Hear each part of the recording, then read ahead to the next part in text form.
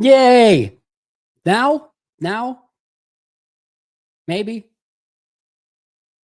Still nothing? No way. Okay. Okay. Oh, it's been one of those days. It's been one of those days. Ah, for the radio show, I have to switch audio channels. And I've gotten to the very good habit of as soon as the radio show is done, switching the audio channel back immediately. Like it's done, it's over, we got it. I'm not messing around here and then before the radio show getting back there. So, um oh man, all the super chats that say no audio. Thank you guys so much. I appreciate you a ton. We'll start over. I got to probably I was going to say about 30 to 45 minutes. I'll make sure I get here and try to get to as many chats as I can. Oh, that is frustrating. But anyway, for some reason today, I apparently forgot to switch the audio back over from radio to podcasting, I guess, if you will. So just amateur hour over here. My apologies to you guys. I appreciate you so much for letting me know. And we will begin from the onset. All right, take two. Yeah, I almost just want to start the whole thing over. The big news of the day, of course, is that we started with finding out that Elton Jenkins is back. He's officially, back practicing. It does sound like there was obviously a injury issue with the back in some capacity. He did get activated off the non-football injury list. There's no new contract that we know of or anything like that. Just to get you the full sort of quote from Matt Schneidman. Elton Jenkins said, quote, he for sure thought about financial implications of moving from left guard to center at one point, but isn't anymore. Focused on being able to perform for the team. Jenkins said he missed OTAs because of a family matter, not because of his contract. So he did think about it, but he's back. He's practicing. It's huge for him that he is going to be, back in that center position. It's huge for the team. Like I always talk about, there's no good guy or bad guy in my estimation here when it comes to the Packers or Elton Jenkins. Packers are acting as a business. Elton Jenkins is acting as his own business, and everyone's got to kind of look out what's best for themselves. But from a fan standpoint, this is what you wanted the outcome to be, that he's back still by the end of July, did some individual work, did some walkthroughs. We saw these starting offensive line and walkthroughs of Rasheed Walker, and then Aaron Banks, who also just did individual work today, Elton Jenkins, Sean Ryan, and Zach Tom. That's likely your starting lineup. We'll see if Jordan Morgan can get involved in that at all. But great to see that starting offensive line out there in any capacity, and just Jenkins back out there with the team.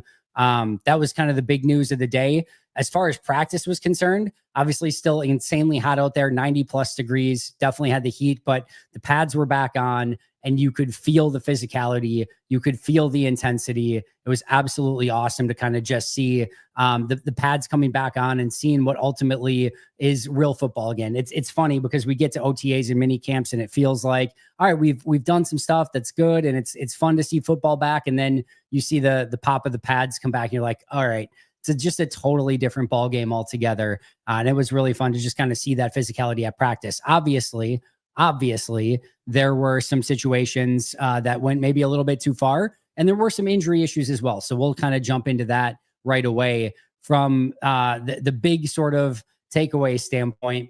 You had an injury situation with Marshawn Lloyd that involved Nate Hobbs. Now, to set context, Nate Hobbs on, Friday's practice had a pass breakup on Dontavian Wicks.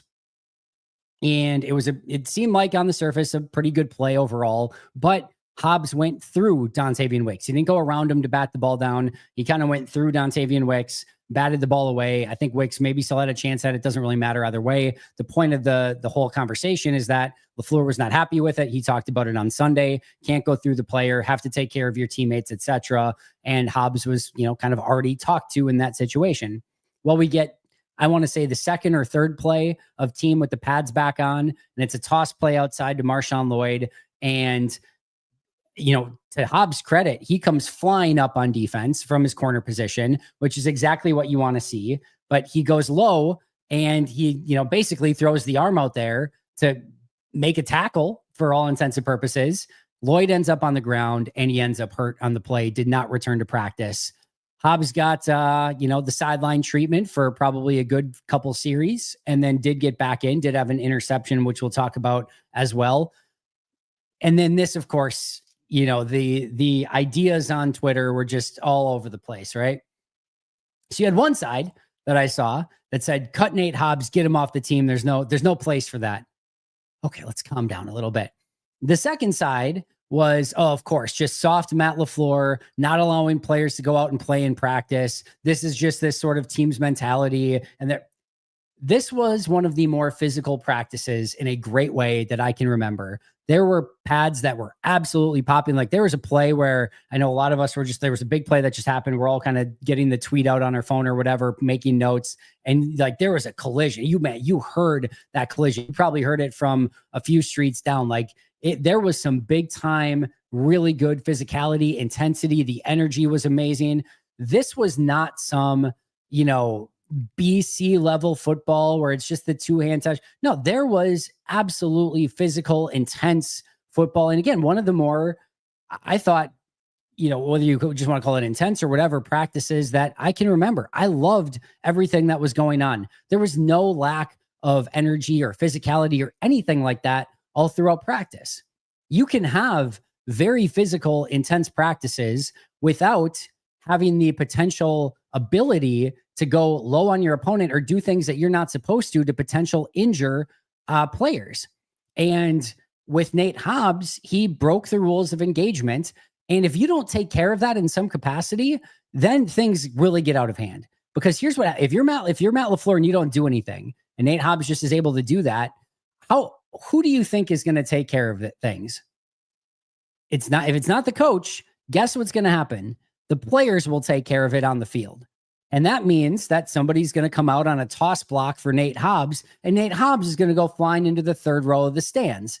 That's not what you want either. So, you have to make sure that you are getting that under control when you have the opportunity to do so.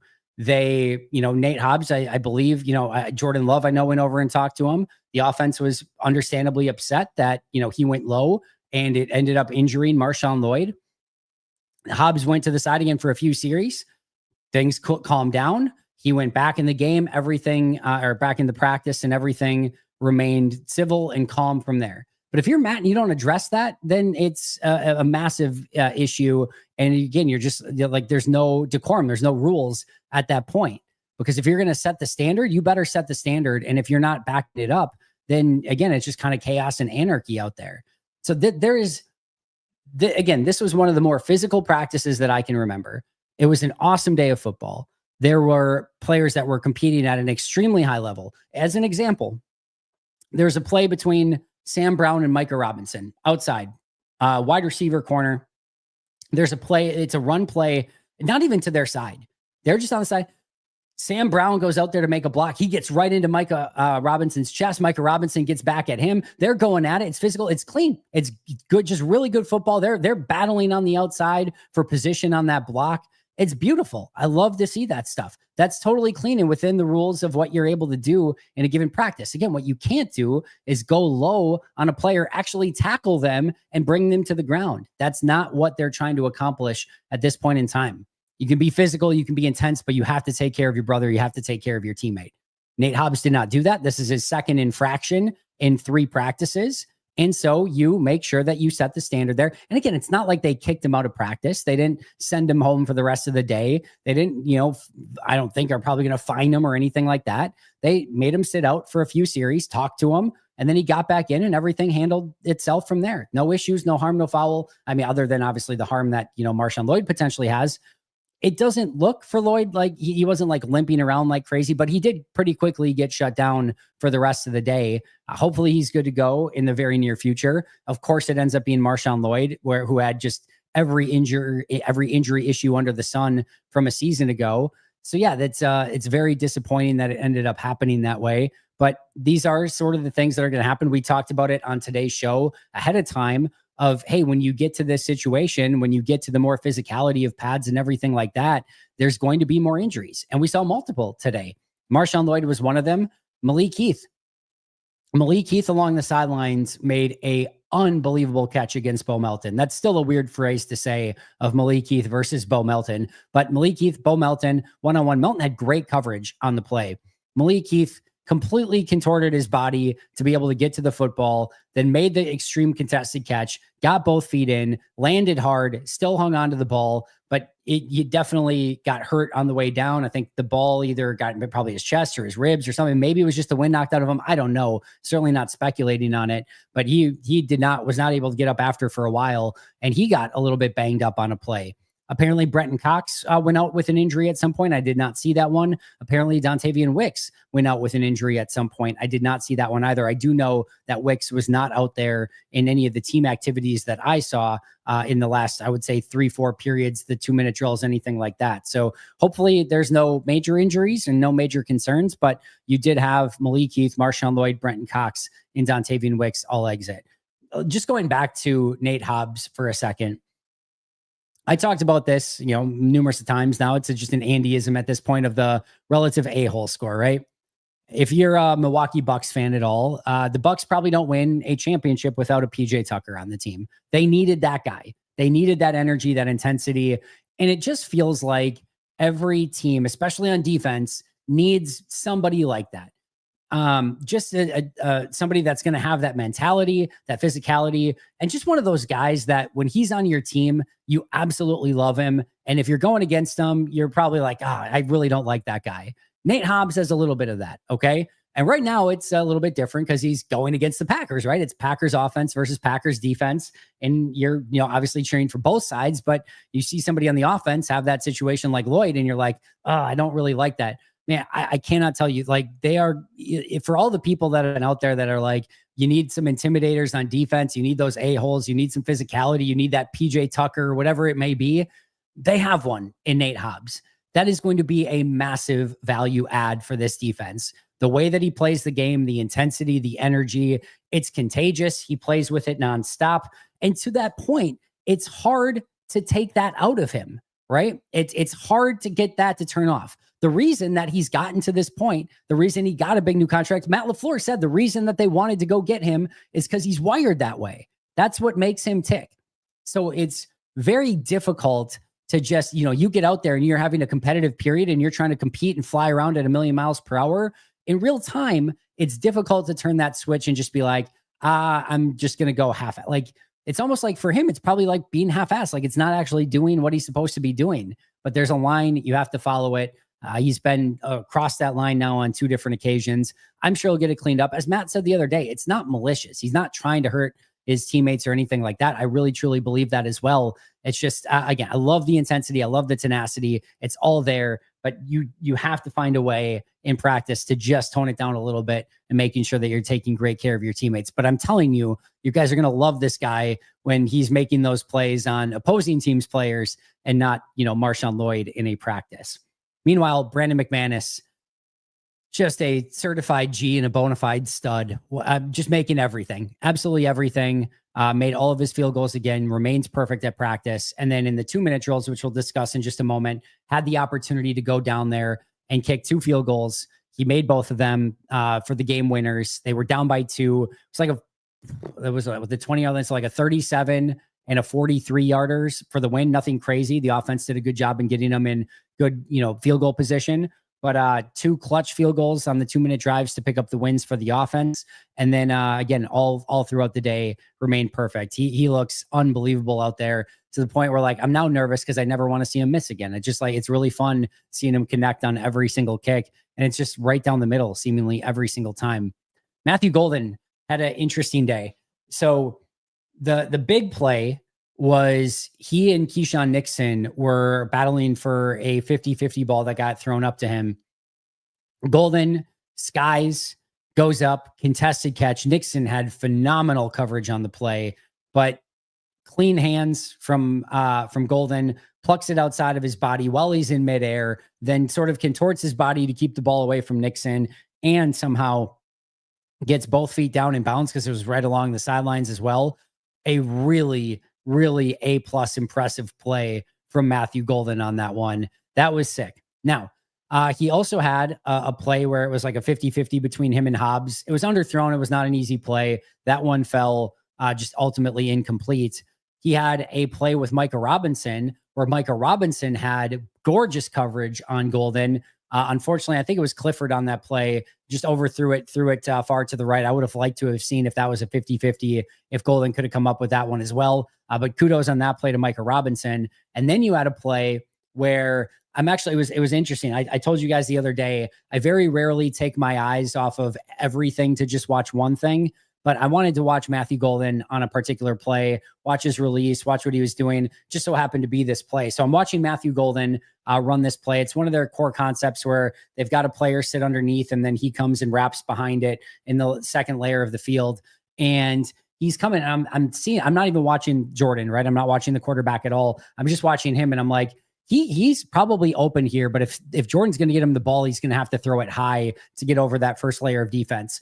And also, I'm just not sure if I'm guessing, and this is pure guess on my part. I wonder if Golden was maybe supposed to run this just a tad bit deeper because it looked a little bit tight underneath. But again, that's just pure speculation on my part. I have no idea whatsoever. Could have been closer. But as I'm watching in real time, I'm thinking, all right, Jordan's gonna have to throw this high if he wants to get it there. But I think it's going to be there.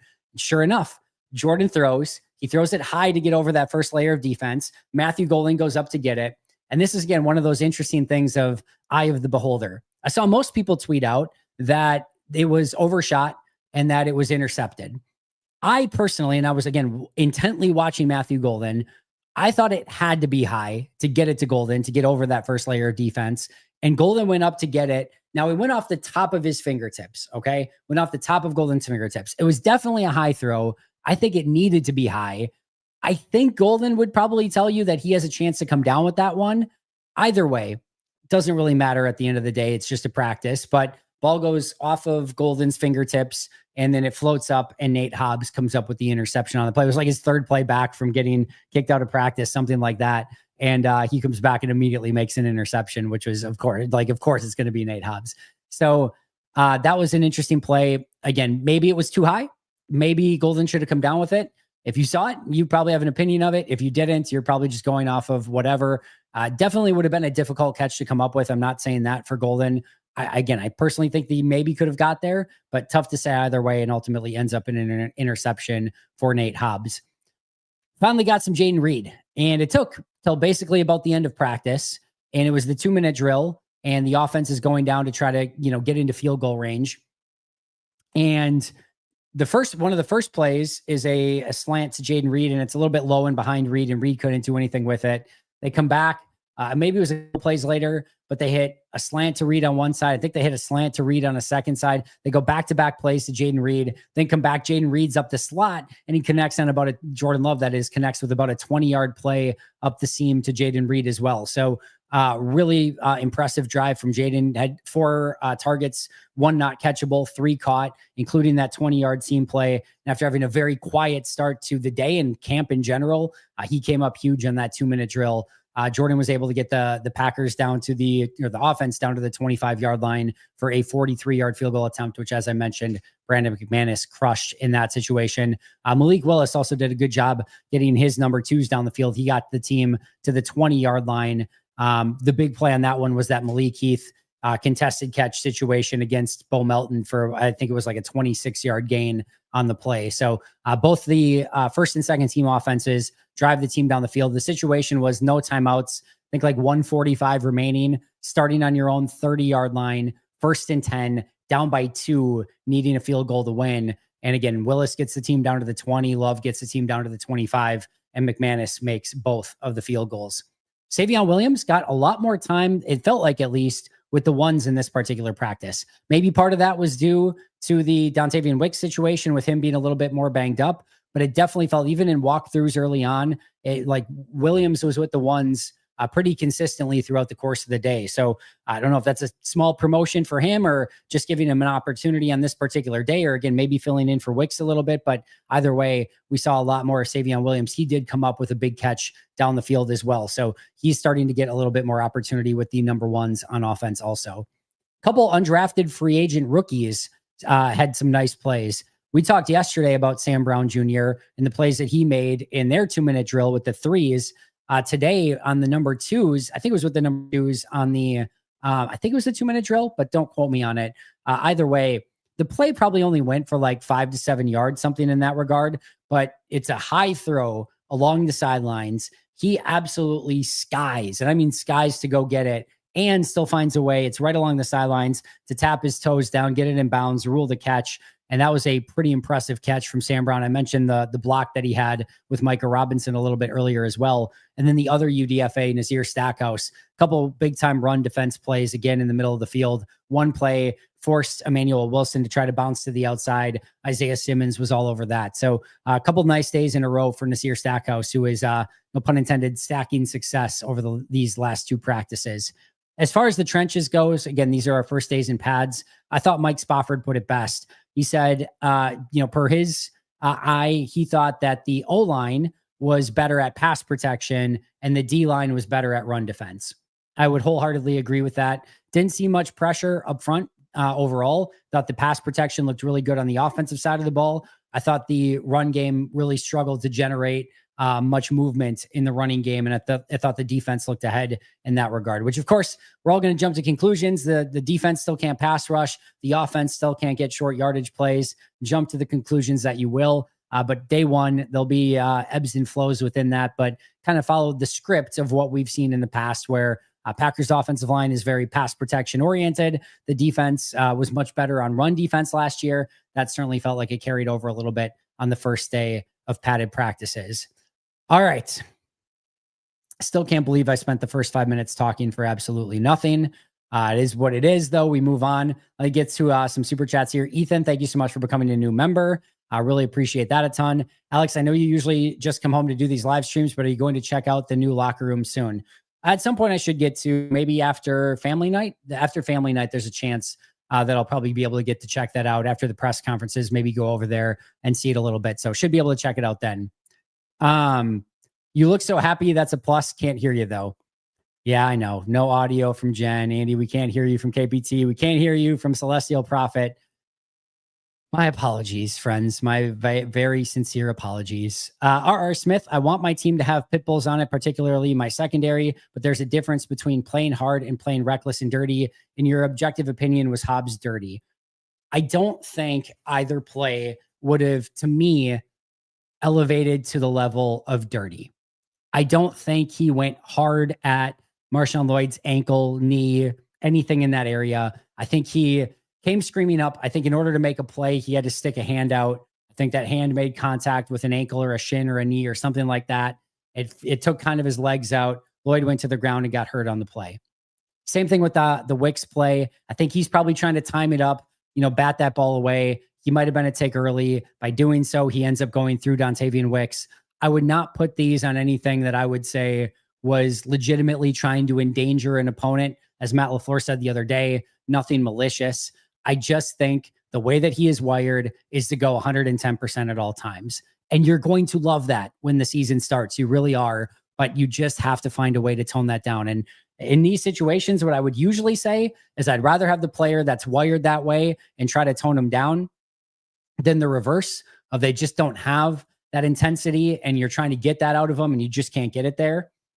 But you can't have injuries on the field because a player is going outside of the rules of engagement and going low and getting guys to the ground. Just can't happen. I thought the punishment was appropriate. Take him out, talk to him, sit him out for a couple series, get him calmed down, get him back in. Don't think you needed anything more than that. I don't think it raised to the level of having to completely kick him out of practice, which they didn't. I don't think it should have just been nothing where they just send him right back out there and nobody says anything. I think Matt did a fantastic job of handling it. Get him out, set the tone, get him started over, get him calmed down, get him back in the game or in the practice eventually. Everything was fine. There was no issues. There was no extracurriculars the rest of practice or anything like that. Now, if we get to a third time where this happens again with Hobbs, now I think I think he's on strike 2, right? I think strike 3 might be a little bit more egregious where he could get kicked out of practice or the offensive guys might again start taking a little bit more umbrage with that situation. But for now, I don't think it's dirty. I don't think it raises to anything more than what we are, what needs to have, been made of it already where he got, kicked out for a couple series, not even kicked out, just put to the side for a couple series and we're good. I don't think anyone I would be willing to bet you outside of Marshawn Lloyd, who's probably feeling that injury a little bit right now, like anyone's even remotely thinking about that play right now. So it's done, it's over, it's football, it happens. But again, if it happens again, that might be a little bit more of a strike three for Nate Hobbs. All right. Bill Brasky says, did Nate Hobbs hit the mute button too low? Yeah. I know. This might be a stupid question, but how does a team work on fixing drops by wide receivers? Are there specific drills or what? Yeah, a lot of work on the jugs machine, obviously. And then a lot of like concentration drills. So they'll do stuff with tennis balls. They'll do stuff where, they're going really close to the jugs machine. So they're getting some really difficult catches. They're working on technique with their hands. They're doing stuff where like, the coach will like say left. And so like, for instance, the coach is behind me, all right, throwing the ball, and he'll say left. And I got to and the ball will be by my head already. He'll say left, and I got to turn and quickly catch the ball without having any notice of where it is other than him saying left at the very last second. And then what he'll do is it'll be behind and he'll say left, but he'll tell you ahead of time that it's going to be the opposite. So it also makes you think. So he'll say left, but you got to go right. Or he'll say right and you got to go left. And as you do this over and over and you start doing it quick, it just messes with your mind. So there's a lot of concentration drills. They'll do stuff that like tries to obstruct your view. So like you can't really see the ball well, and then you've got to catch it at the last moment. They do a lot of different stuff to work on technique, hands, concentration, last minute catches, those sort of things. Those are all things that they work on and try to improve the hand-eye coordination, the mental side of it, and just, again, getting into good, practice habits to hopefully have some of those things carry over in the game as well. Not a stupid question at all. Probability of a top 5 defense this year. Let's see. 5 out of 32 is 15.6%. So a 15.6% chance that they have one of the top 5 defenses. No, I don't know. Is probably the honest answer. I think probably not great, just because I think they have a really tough schedule, and I think they play some really great offenses. And putting together a top 5 defense with that particular schedule looks like it's going to be very difficult. I really like their chances of being a top 10 defense. And I really do think in some key situations and down in the, once you get to hopefully playoff football, that this defense is very capable of shutting down some good offenses if they're playing their best brand of football. Thank you guys again all for the super chats. Really appreciate it. Sorry again that most of them had to be to tell me that I'm an idiot that I didn't have the sound on. Glad to hear Jordan talk to Hobbs, though. His leadership seems to be showing through early on this year. There's a positive from a stinky situation. Love was awesome. He has been a leader. Matt LaFleur talked about that, of taking on more of a leadership mantle. And man, Josh Jacobs, just unbelievable. First guy that's going to put his arm around people and, just kind of lift everyone up. He was right there with Marshawn Lloyd again today. He's really an impressive individual, and cannot say enough about what I've seen from him, not only on the field, but maybe even more so off the field. Again, was right there for Marshawn Lloyd after the entire situation happened today. These will be fun to look through later. No audio. Someone call him. What did it take? 5 minutes? But it lasts at least 2 more minutes. I think you were right on, Chelios. I think it was around 1:35. Anyone read lips? Oh, yeah. I'm going to have to delete this one on the live and then re-upload it on video, if you will. But appreciate those of you who tried to reach out and just remind me that I'm an idiot. Andy, thanks for the hard work. You're the man. Appreciate you a ton, Bill. Thank you so much for that. Let's see if I can get to some member chats that we had come in towards the end here. There's a lot of stuff. I'm not going to be able to get to all of it today. Holy cow, you guys had a lot of good stuff in there. 4 minutes. All right. Could have been worse. Lloyd got tackled low by Hobbs very early in practice and did not return to practice after that. Amar Johnson is a stud. I think we're probably, it's a little bit aggressive, but I have liked what I've seen over these past 2 days of him returning to practice. He's got some juice on the outside. He's got great size. He's a very interesting player. The Christian Wilkins stuff is really interesting at the moment. I don't know what to make of all of that. I'll just put it that way. I don't know what to make. I don't know what's real, what's not real. I don't know what if it matters and doesn't matter. My guess is, just in general, not even all that stuff aside, my guess is he's probably not going to be a Packer. No amount of toughness can prep you for a low hit. Those can take out Ray Lewis. Not saying it was intentional, but there's a lot of UPS drivers and accountants in here talking about what's tough. Yeah, I don't think that there's a toughness factor here that would even remotely need to be talked about, quite frankly. You said yesterday you think Parsons will get 50. I personally think it's 42 to 45. How much does Aiden Hutchinson get? Yeah, probably in that same range as well, assuming he's healthy and looks good this year. Yeah, probably 46, 45, 48, somewhere in that range. Maybe I'm a little bit high on Parsons, but they're going to get some big time contracts. That's for sure. I don't know if you've mentioned it, but I read Hobbs went low and Lloyd and shook him up. Love Hobbs' intensity. Yeah, we talked about that obviously a ton. Definitely was low. Um, do we have Baron Sorrell's dad in here? He's been great. Barry Sorrell, 88 was great at Texas. Now 99 will shine at Green Bay. Love that. He's had a really nice start to camp from what I've seen so far. Didn't see much today. That's not good or bad or anything. I just didn't get to see much of him today, but I did like what I've seen out of him at camp so far. All right, let's see. I think we just had a new super chat come in. Zillerson saw an El Gersma tweet. No, he's not at the top of the priority watch list at practice, but any thoughts on him so far? The first few days, you could tell he's going through some of the stuff of a quarterback that's coming on from Canadian football, which is a totally different beast altogether, to playing in the NFL. I thought he had his best throw of camp today was rolling to the left. So, not his strong side, throwing across his body, probably good 15, 20 yards down the field, hitting, I forget which, I think it was Cornelius Johnson, hitting him in stride. Overall, thought it was really, really impressive a throw from him. So yeah, hopefully it, kind of starts slowing down for him a little bit, but definitely some rookie moments from El Gersma, but that was definitely his best play of training camp so far today. Still think there's something there, but it's just going to take a little bit of time. All right.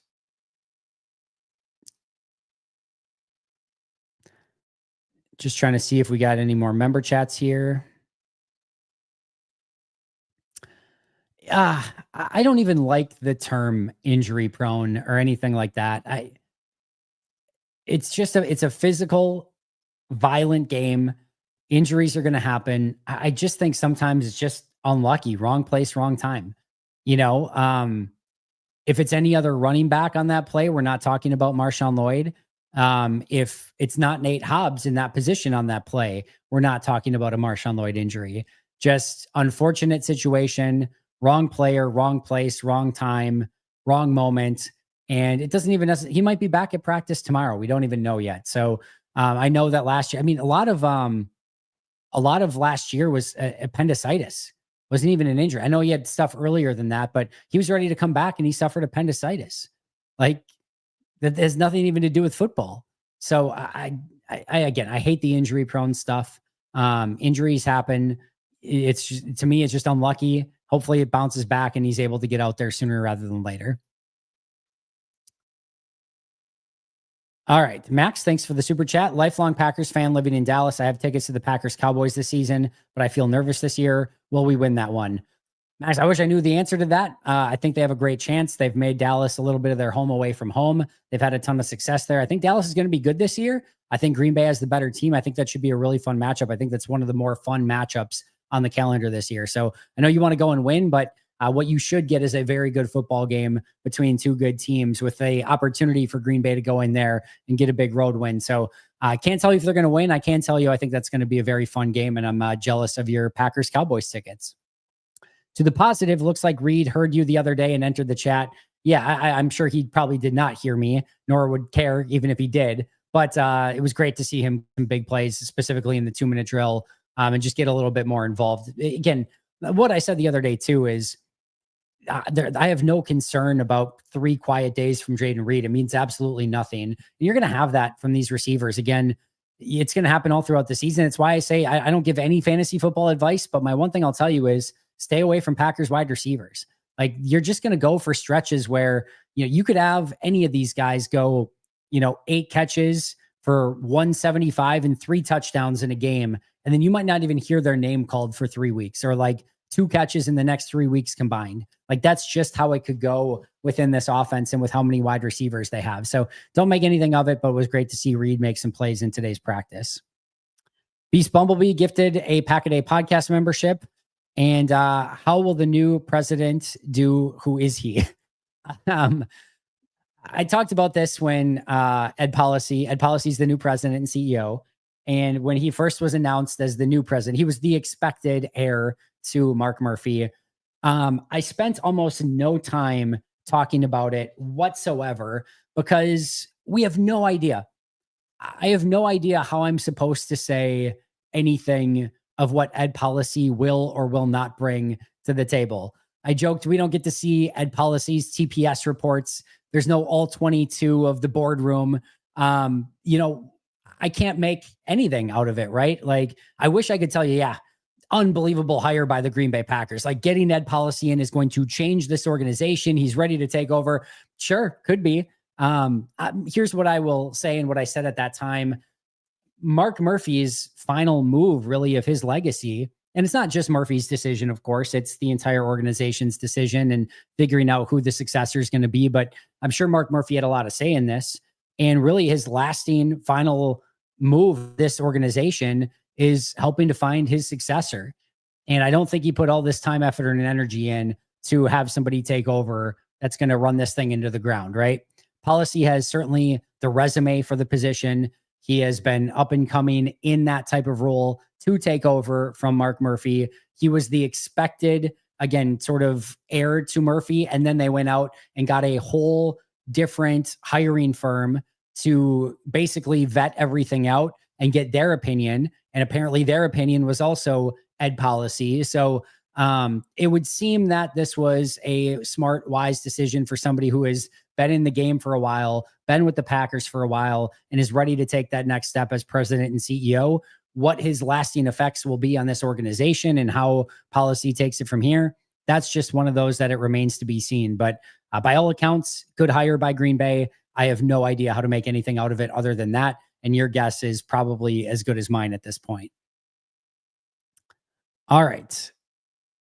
No RAS score on ed policy. No, there is not. It's not, it would not be good. It's got to be 0.0 would be my guess. But outside of that, yes, Carmen Policy's son. So he's got, if you want to say bloodlines or whatever as well, obviously formerly Carmen Policy with the 49ers. So yeah, definitely was, kind of set up for this type of role. And now it's just in his hands to make the best of it. Christian says, what's up, Andy? Just joined last week. Love your work. Also love hearing your questions in the coach meetings. Do you get access to the locker room to ask players questions? Just talked about this yesterday. I do. I don't utilize it very much because I try to get here as quickly as possible to get online and answer questions from you guys and kind of go over everything that happened at camp. In season, it's really not worth going down all the way because practice is meaningless and you have to sit around for like an hour. Then you get questions from Matt, but the beat guys do a great job of asking those questions, and just ROI for spending like 4 hours of my day driving to practice, going to like 10 minutes of practice, then waiting around, then doing Matt, and then doing the locker room, and then driving back home. It ends up not being worth it, quite frankly. But sometimes after games, I'm able to get in there.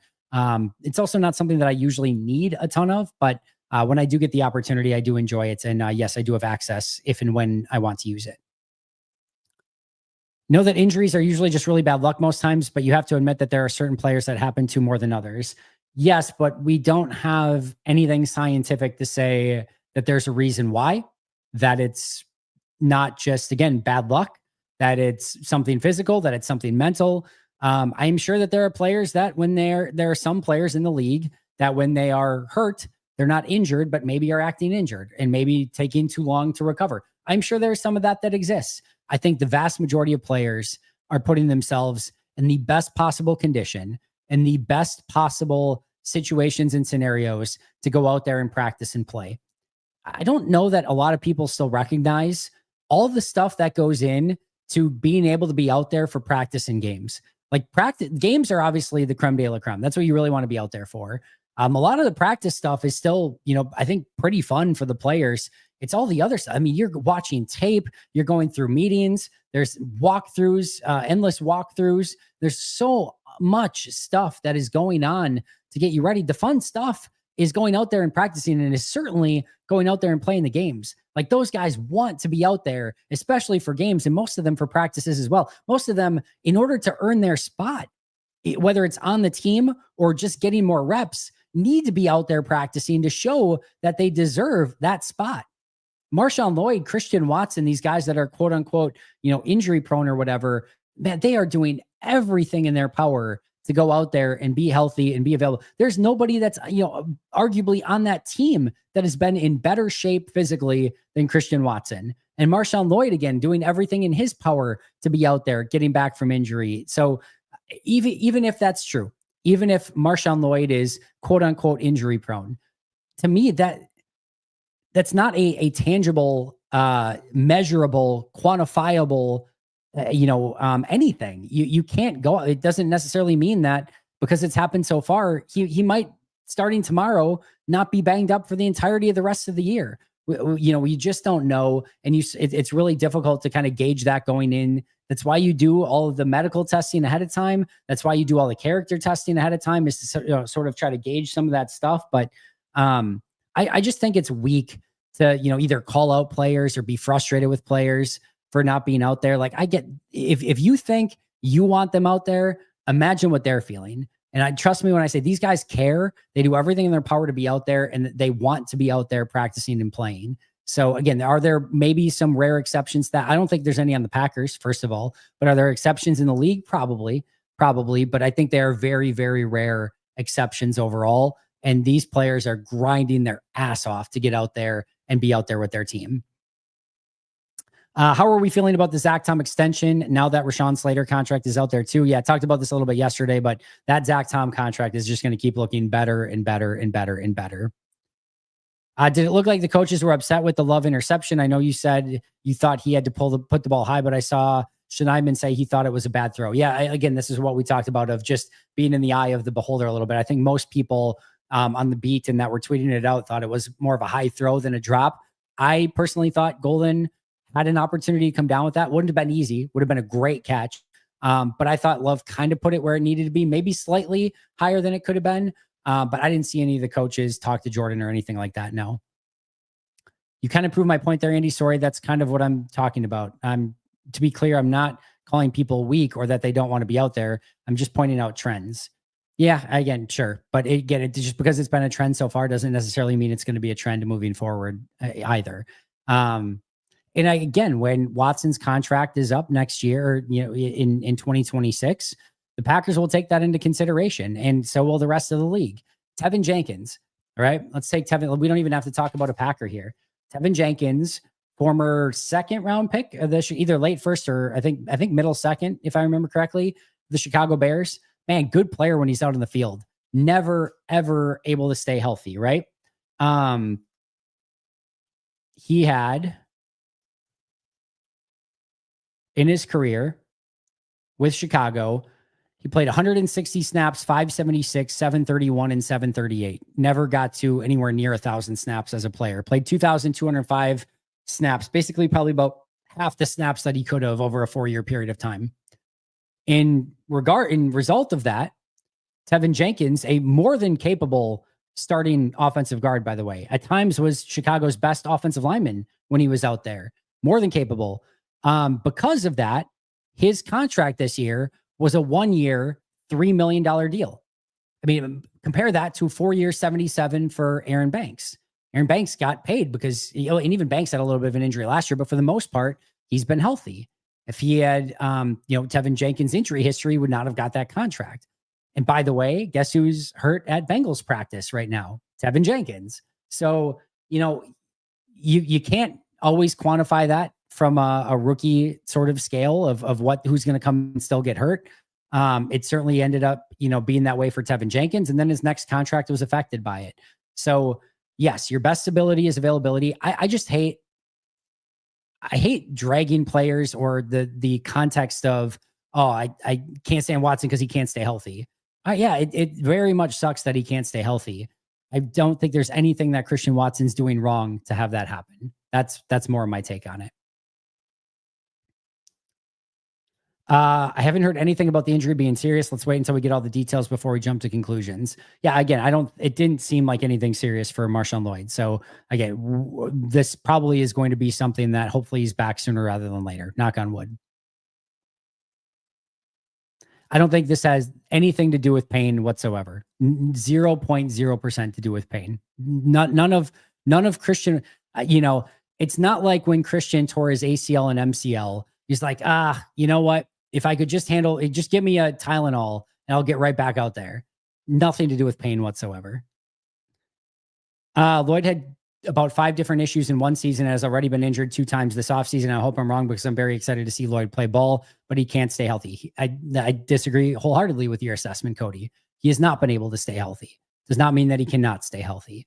Over basically 1 year, almost exactly, period of time, he has not been able to stay on the field. I do not believe that has anything to do with his ability to stay on the field moving forward. That's what I would argue.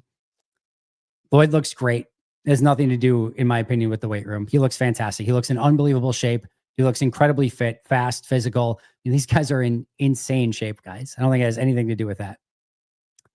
All right. I think that's going to do it for me today. Appreciate all 780 of you for being in here. My apologies for those who listen live that the first 5 minutes were dead audio. I'll go back to the tape, make the corrections where needed, and get that cleaned up. It's been a while since I've done that. Thankfully, hopefully, hopefully won't happen again.